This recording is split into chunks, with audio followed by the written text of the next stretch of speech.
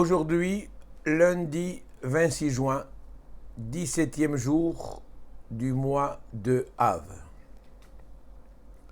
Ce Dvar Torah, je voudrais le dédier tout d'abord à la mémoire de Alain Lévy, qui fut le président de la communauté d'Alfortville pendant plusieurs années. Et la synagogue dans laquelle nous prions toujours s'est construite sous sa présidence. C'est mercredi soir où nous célébrerons à Natania, donc l'année de Alain Lévy. Ainsi, je voudrais citer que le 18 Av, c'est l'année de Hannah Chaya Patricia. Bat Maïsa, c'est aussi l'année. Ceux qui voudront à l'avenir que je dédie le cours pour peu importe les raisons, je ne peux pas toujours me rappeler de tous. Veuillez m'envoyer un WhatsApp ou par un autre moyen pour que je puisse le noter. Chers amis, dans cette paracha de Aikev, ce Shabbat que nous allons lire, et ce sera comme ça tout au long de l'été jusqu'à arriver les fêtes, toutes les parachiotes du livre de Devarim sont pleines de leçons de morale. Car ce sont les recommandations que Moshe nous a données avant de quitter ce monde. Et plusieurs mitzvot d'ailleurs, dans chacune de ces parachiotes. Juste avant de vous parler de la paracha elle-même, je voudrais tirer une des mitzvot de cette paracha. La mitzvah du Birkat Hamazon. La Torah nous dit Ve'achalta, ve'savata, uberachta et Adonai Elohecha. Al haaretz hatova asher natalach. Lorsque tu mangeras et tu te rassasiras, tu feras donc la bracha. Autrement dit, tu feras Birkat Hamazon. Oui. Chaque fois que nous mangeons du pain, nous devons au préalable, effectivement, mais ce n'est pas le sujet du cours, faire Netilat Yadayim, faire le moti, que ce soit en semaine, que ce soit le matin, que ce soit l'après-midi, que ce soit le soir, que ce soit le Shabbat. Peu importe à quel moment de la journée ou de la semaine, chaque fois que je mange du pain, je dois faire Netilat Yadayim. Parce qu'il y a ceux qui ne font uniquement Netilat Yadayim et le moti que le Shabbat. Non, chaque fois que je mange du pain, je dois faire le moti. Et après avoir donc consommé une certaine quantité, minimum de 30 grammes, c'est pas grand-chose. Une petite tranche de pain, c'est déjà 30 grammes. Nous avons le devoir de faire Birkat Hamazon. C'est de ce sujet que je voudrais vous parler aujourd'hui, car c'est un sujet très important, le Birkat Hamazon. Vous savez, toutes les bénédictions que nous faisons, que ce soit Boré Priya Etz, Boré Priya Dama, Sheakol, Mezonot, Boré Priya Geffen, etc., que ce soit la bracha de Asher Yatzar, ce sont des bénédictions que les Chachamim nous ont instituées. La Torah ne nous a pas obligés à faire toutes ces bénédictions. Par contre, la seule et unique bracha de la Torah elle-même, c'est la bracha du Birkat Hamazon. Et le Birkat Hamazon est composé de 4 bénédictions. La première s'appelle Azan, Azan et Akol. C'est une bracha que c'est Moshe Rabbeinu qui l'a instituée lorsque les enfants d'Israël recevaient la manne dans le désert. Donc en souvenir de la manne, il y a eu la première bracha qui a été instituée par Moshe Rabbeinu. La deuxième, Al haaretz hatova asher natalach, c'est Yehoshua bin Nun qui l'a instituée lors de la conquête de la terre d'Israël. La troisième bénédiction, Boné Yerushalayim, c'est le roi David et le roi Salomon qui l'ont donc institué à la construction donc du temple. Les 3 premières brachot du Birkat Hamazon sont de la Torah. La première, c'est Moshe, la deuxième, c'est Yoshua, et la troisième, c'est David Ameler et Shlomo Ameler.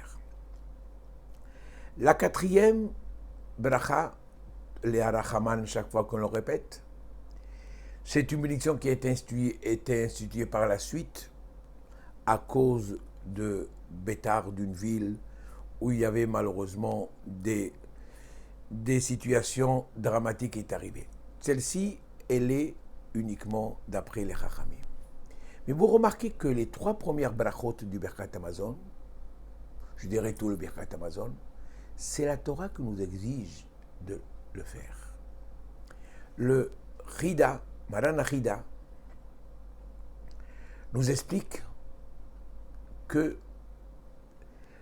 une très grande ségoula pour avoir une bonne parnassa, c'est de prendre son temps et de faire le Birkat Hamazon comme il se doit. Vous imaginez quelqu'un qui nous offre un cadeau, un très bon cadeau, et à peine nous lui disons merci, à peine, cette personne qui nous a donné un cadeau et qui voulait nous donner un deuxième cadeau, il va être découragé pour nous donner le deuxième cadeau. Eh bien, c'est exactement pareil. Akadosh Baruch Hu veut nous donner une parnassa facile, sans que l'on puisse se fatiguer du matin au soir, mais à condition que nous puissions lui dire un bon merci à la suite du Birkat Hamazon. Et pas que l'on bâcle le Birkat Hamazon, et cela concerne tout le monde. Nous le faisons souvent sans prendre le sidour. Nous estimons que nous le connaissons par cœur. Or, si nous faisons attention, nous avalons la moitié. Et la moitié, nous ne la lisons pas.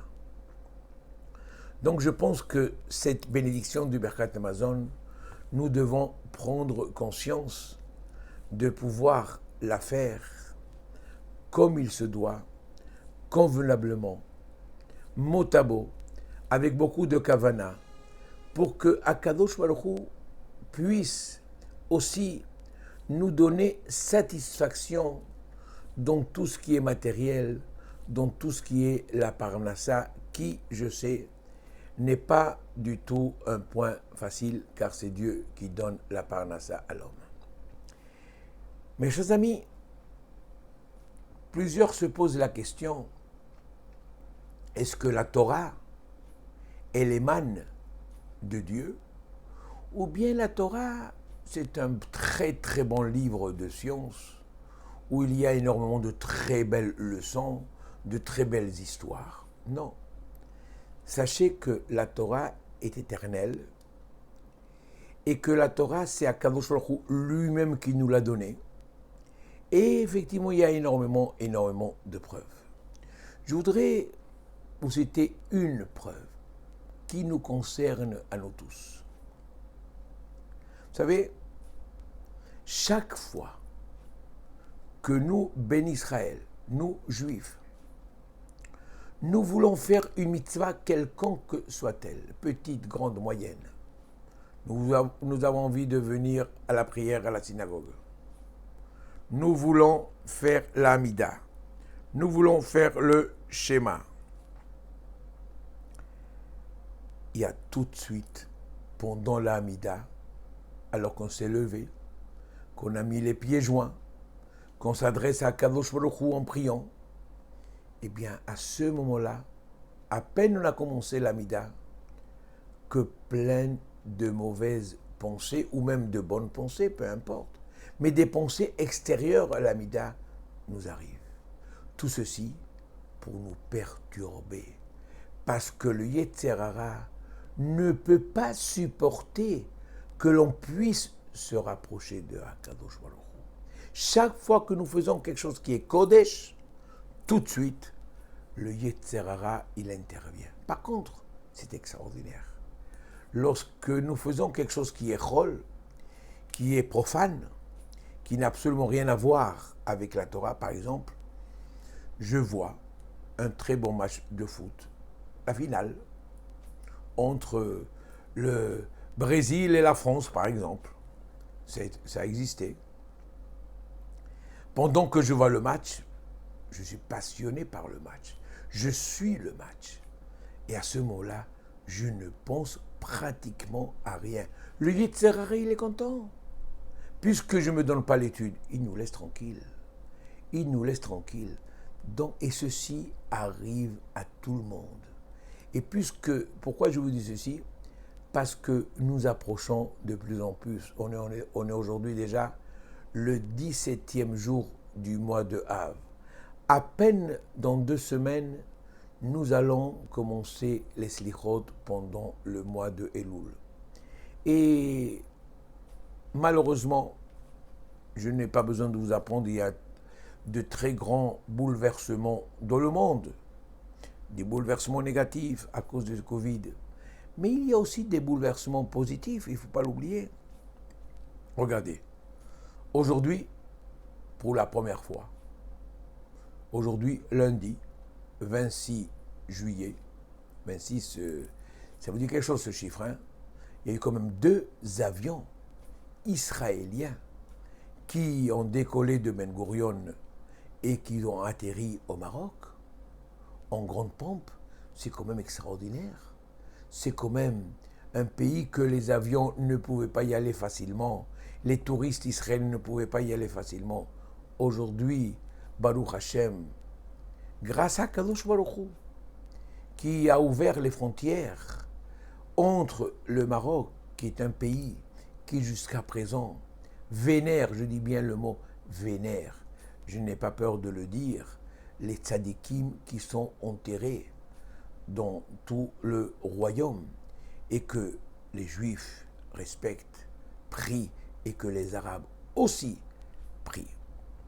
Ceci dit, concernant le Birkat Amazon et le reste, voici que la paracha commence en nous disant Vehaya Aekev Tishmeun. Le roi David Ameler, avait très très peur. Il avait très peur, non pas des grandes avérotes, parce que lorsqu'on fait une avéra, lorsqu'on fait une faute, on est conscient de la faute et on veut faire automatiquement teshuva sur ce que nous avons fait. Mais il arrive parfois que nous faisons ce que nous appelons des petites fautes qui nous paraissent insignifiantes, ou des fois nous faisons des petites mitzvot comme ça, qui nous paraissent insignifiantes. Et à celles-ci, nous ne pensons pas tellement. Le roi David avait très très peur de piétiner les petites fautes dont nous ne faisons pas attention, parce que nous ne pouvons pas faire teshuva là-dessus. Or, il ne faut pas voir une mitzvah si elle est grande, si elle est petite, s'il y a une grande récompense, s'il n'y a pas une grande récompense. Toutes les mitzvot émanent de qui? De Dieu. Par conséquent, je dois voir non pas la mitzvah elle-même, mais la grandeur de celui qui nous a donné donc les mitzvot. Netilat Daim, ça nous paraît peut-être quelque chose d'insignifiant, mais c'est Dieu qui nous a demandé de les faire, de faire Netilat Daim. Donc, il est grand lui, il est très très grand, donc la mitzvah doit avoir aussi une très grande valeur. Donc, si nous voulons que Dieu nous aime, nous devons aussi l'aimer à travers les petites actions qui ont en vérité une très grande importance. Et c'est ce que nous disons au début de la paracha, Vehaya Aekev Tishmeun. Si vous écoutez, et si vous suivez, et si vous respectez les mitzvot que malheureusement on piétine, ça veut dire que nous ne faisons pas tellement attention parce qu'elles nous semblent donc légères, eh bien, Akadosh Baruch Hu, l'Éternel, nous comblera de toutes ces bénédictions. Par la suite, la Torah nous dit Kilo ala lechem levado yichye ha'adam. L'homme ne vit pas uniquement que grâce au pain. Il n'y a pas que le pain matériel qui fait survivre l'homme. L'homme survit aussi grâce au pain spirituel. Vous savez, La valeur numérique du mot pain, lechem, elle est de 78. 78, sachez que c'est 3 fois 26, en parenthèse. L'arbre, ce n'était pas un arbre. L'aliment que Adam Arishon a consommé en premier, c'était lequel? C'était Rita, le blé. Le blé, d'ailleurs, le blé fait partie des fruits d'Israël, où il y en a 7, et c'est de la paracha de cette semaine qu'on nous les relate aussi. Et un homme, un enfant, ne commence à dire papa et maman que lorsqu'il a commencé à goûter du blé. Évidemment, pas le blé en lui-même, mais de la farine qui est faite donc à base de blé. Donc voyez bien ici combien le pain est important pour que nous puissions vivre. Mais c'est encore beaucoup plus important de s'occuper aussi et de réserver une place importante au pain spirituel qui est donc la Torah. Et surtout, pendant cette période qui n'est pas du tout facile. Mais attention, la Torah nous met en garde. La Torah nous met en garde sur beaucoup de choses, et un des points qui est très important, Ishamer lecha pen tishkach et Adonai Elohecha. On peut facilement, malheureusement, oublier l'Éternel. Oublier l'Éternel pour plusieurs raisons. Mais une des raisons la plus fréquentes, c'est surtout l'orgueil. Lorsque l'homme se croit tout permis dans ce monde, alors qu'en vérité, il n'a rien dans ce monde, alors à ce moment-là, il oublie souvent donc son Créateur, il oublie aussi souvent donc Akadosh Baruch Hu, la Torah et les mitzvot. Alors pour que Akadosh Baruch Hu puisse nous donner toutes ces bénédictions, nous devons enlever de chez nous